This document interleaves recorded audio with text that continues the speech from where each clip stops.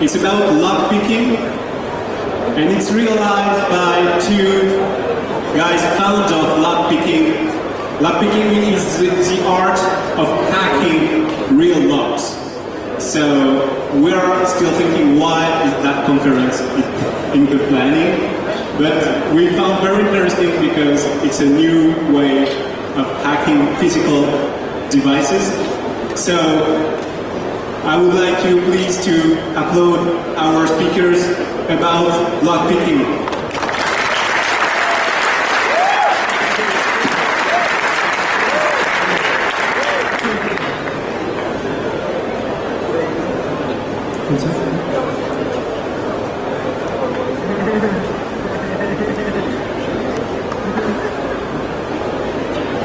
Donc, qui sommes-nous?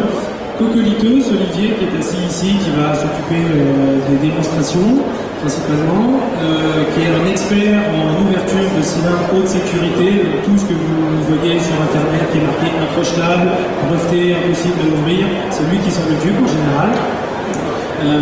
Accessoirement, il a fait des études de serrurerie, mais il en a plus appris aux mecs aux profs et autres que l'inverse à mon avis.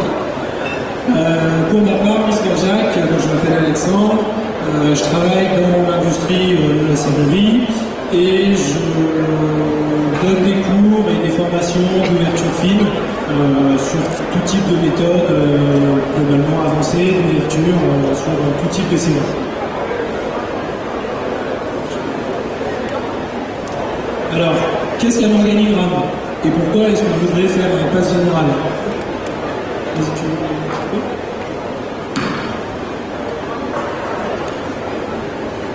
Ouais, donc qu'est-ce qu'un organigramme? Donc un organigramme, c'est un système en fait, pyramidal. Donc il est chapeauté par un pass général, donc généralement c'est le patron qui permet d'ouvrir toutes les pièces, tous les locaux. Et chaque loco a une clé. Donc voilà, c'est à peu près ça. Voilà, en fait, un organigramme, vous en trouvez partout, aussi bien dans un hôtel, dans vos bureaux, si vous êtes dans une chambre étudiante, vous avez une clé qui ouvre que votre chambre, mais évidemment, le responsable technique, les femmes de ménage ou autres dans les bureaux va pouvoir ouvrir toutes les portes. Donc on va voir qu'on peut fabriquer assez facilement le pass général qui ouvre toutes les portes de l'organigramme. Donc, avant de parler vraiment comment on fait un pass général, on va voir quelques termes. Alors, le but n'est pas de tout voir ici, mais simplement de se rendre compte comment fonctionne une serrure. La plupart d'entre vous étaient peut-être déjà là dans les dernières conférences ou ont déjà vu comment fonctionnait une serrure. Le but simplement, c'est d'aligner. Vous avez en fait à l'intérieur d'une serrure deux parties, une goupille active qui est en contact avec la clé, donc ici, et une goupille passive qui n'est pas en contact avec la clé, mais il va falloir aligner la césure entre ces deux goupilles avec la césure entre la partie qui tourne et la partie fixe de la serrure. Bon, j'espère que c'est assez clair, c'est pas très compliqué, vous allez voir après, de toute façon il y a d'autres schémas. Alors, petit plan de cette conférence, on va voir le cas général, les clés que vous voyez plus souvent, les clés à dents, les clés plates, ce que vous avez sur les cadenas, sur 80% des serrures, donc c'est les clés de boîte aux lettres, etc. Et on va voir après, donc évidemment là-dedans, on va voir ce que c'est, comment ça marche et comment on peut faire le pass. Et après, on va voir d'autres modèles de clés qui sont un peu moins courants mais qui se retrouvent régulièrement, donc c'est intéressant de les connaître.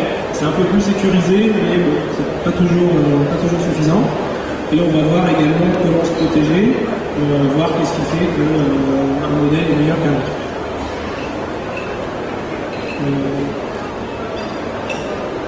Ouais, donc c'est très difficile de reconnaître sur les deux clés ici.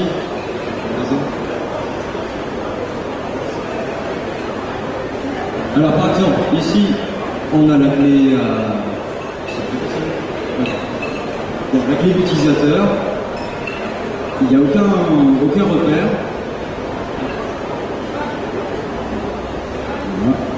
Alors, il n'y a aucun repère, aucune marque, comme quoi c'est la clé d'utilisateur, par exemple du local 1. Dessous, on a la clé du pass, donc il y a vraiment, au niveau de la combinaison, on n'a rien à voir. Donc visuellement, on peut pas les différencier. On peut voir qu'elles sont différentes, mais on ne peut pas savoir au premier coup d'œil quelle est le pass. Donc là, en fait, la différence, c'est au niveau des serrures, c'est pas au niveau des clés. Les clés, elles auraient toutes semblé. Là, on va voir, donc là, c'est une serrure qui est découpée, vue de profil.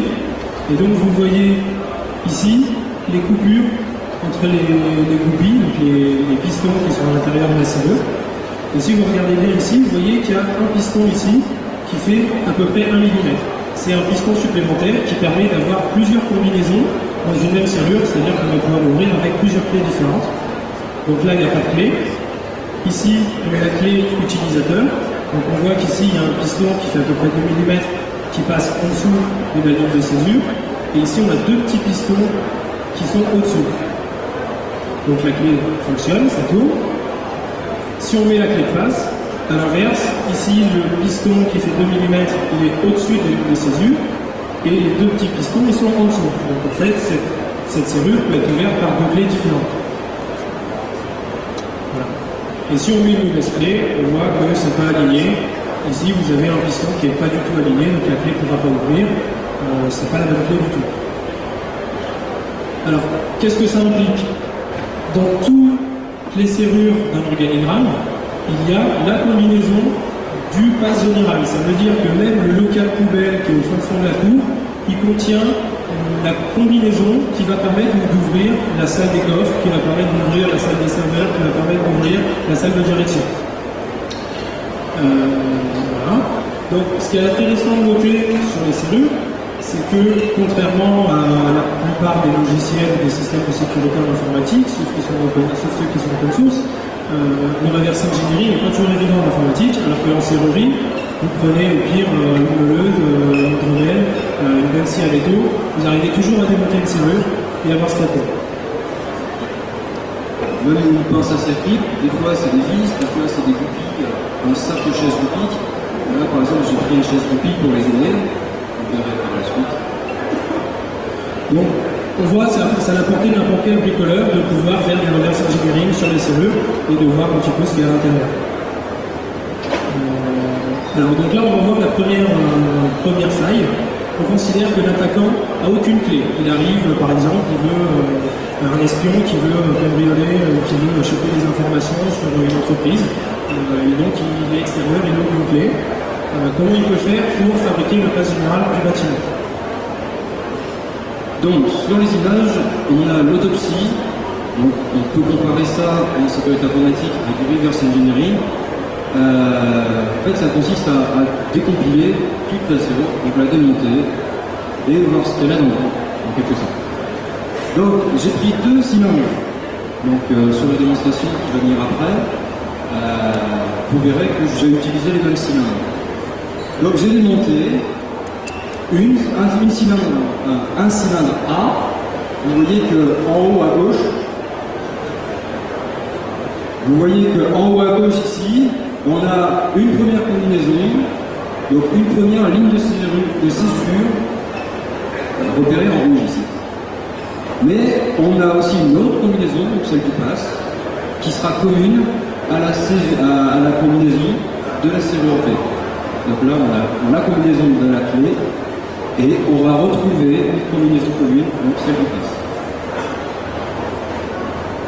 Il suffit pour un attaquant de démonter deux ou plusieurs cylindres, mais deux en général ça suffit, et de retrouver en fait la combinaison qui est commune aux deux, puisque c'est la seule combinaison qui est commune à tous les cylindres de l'organigramme, aussi bien comme je disais le local poubelle que le bureau de direction. Donc là, on parle un tout petit peu de forensique pour dire qu'une attaque comme ça, elle peut être détectée, parce que si le matin on se rend compte que le local poubelle n'est plus de serrure, c'est quand même assez bizarre, il peut y avoir eu une effraction, quelque chose, mais qui est juste une serrure de volet, il faut se poser une question. Là, dans un cas comme ça, il y a au moins deux serrures de volet, donc il y a vraiment des questions à se poser, et on peut essayer de faire quelque chose avant de se faire complètement pirater, voler les infos, ou cambrioler ou autre. Je tiens à dire, j'ai acheté des serrures. Là, vous allez voir, c'est des serrures. Alors, c'était la serrure de la boîte aux lettres de Cocolito, c'est la serrure de ma boîte aux lettres, bien entendu, que nous avons démontée, et nous nous sommes rendus compte que dans nos deux serrures, il existait, par inadvertance, comme ça, on ne savait pas, une combinaison commune. On s'est dit, bah tiens, c'est pratique, comme ça, il peut aller relever le courrier chez moi quand je suis pas là, etc. Alors, la faille suivante, là on considère que l'attaquant a une clé. Donc c'est le genre de situation où il y a un stagiaire, où il y a par exemple quelqu'un qui est dans une chambre d'hôtel, qui a évidemment la clé de sa chambre, ou une entreprise qui loue une salle de conférence, par exemple, qui a donc la clé de la salle de conférence. Ce genre de situation où on a une clé et on a légitimement accès à un cylindre, celui qui est installé sur sa propre porte. Donc rien ne vous empêche que vous êtes à l'hôtel. Bon, après, légalement, c'est certainement discutable, mais admettons. En tout cas, un attaquant qui en veut pourra facilement démonter son cylindre, démonter tous les éléments qu'il y a à l'intérieur et se rendre compte qu'il y a deux combinaisons dans sa serrure. Évidemment, la combinaison de sa clé et une deuxième combinaison qui est en toute logique vers la combinaison du passe-partout qui ouvre tous les autres logos. Petite remarque à part. J'ai longtemps répété que la serrurerie et le codage sont très proches. Donc je vais faire un petit aparté. Donc la combinaison de cette serrure, voici la serrure A, on peut repérer une goupille en taille numéro 7. Vous voyez? Là, on a 3 goupilles en taille 5. Bizarrement, il y a une correspondance. Et 2 goupilles en taille 1. C'est-à-dire que la taille 9 sera en position maximale. Je ne sais pas si vous surfez, mais sur le net, on parle souvent de clés taillées en 9. Les bunky, je ne sais pas si vous parlez. Ouais. Eh bien, c'est des tailles c'est des clés taillées au maximum. Alors donc là, on va avoir une démo de fabrication d'une clé de passe à partir d'une clé utilisateur. Donc là, c'est la clé de ma boîte aux lettres que j'ai prêtée à Concomitos pour qu'il puisse fabriquer une clé qui va également permettre d'ouvrir sa boîte aux lettres, comme ça on pourra se rendre service à l'autre.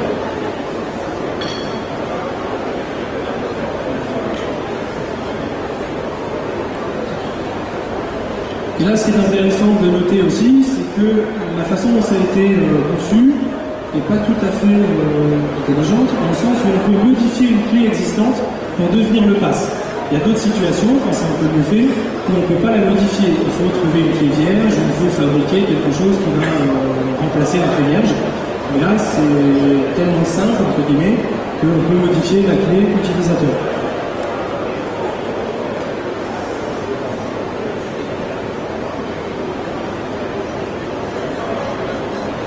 Donc là, simplement, en modifiant la combinaison de la clé,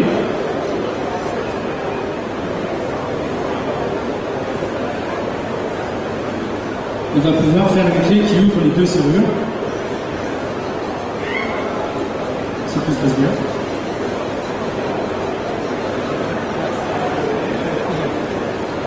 Donc tout ça pour vous montrer que c'est vraiment la portée de n'importe qui, quel que soit l'attaquant, quelle que soit la volonté. Il suffit d'acheter une ligne à Casino et on peut modifier soi-même sa clé. On la modifie. Et obtenir un pass.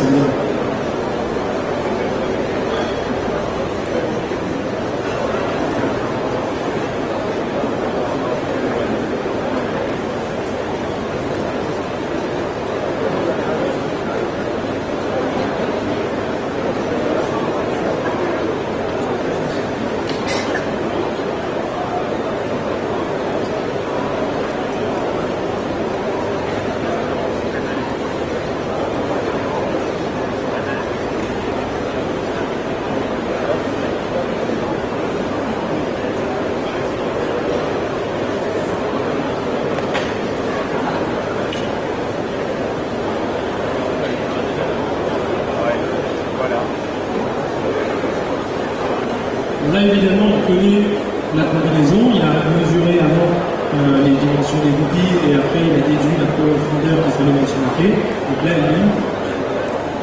il lime la clé pour obtenir la bonne profondeur.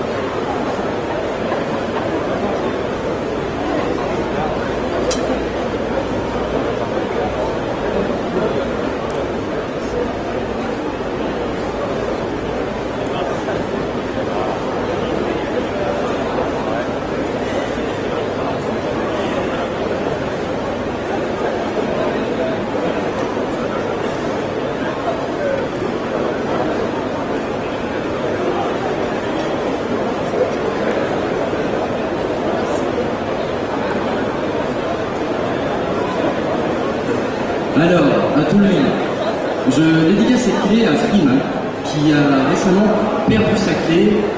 Hein. Donc, je lui lègue. Freeman, si tu nous entends, cette clé est pour toi.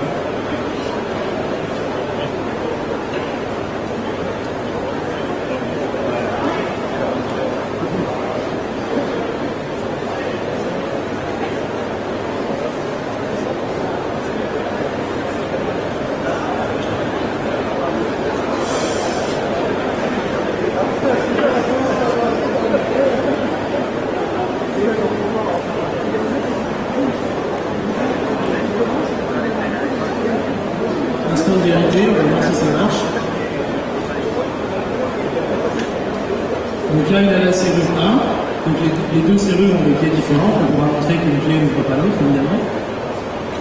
Donc là, on est avec la 1.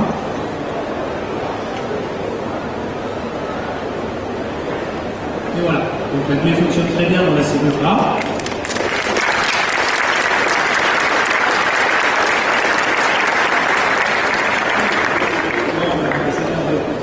Donc là, on est sur la serrure B. On va faire le test. Et voilà, c'est parfait, ça marche.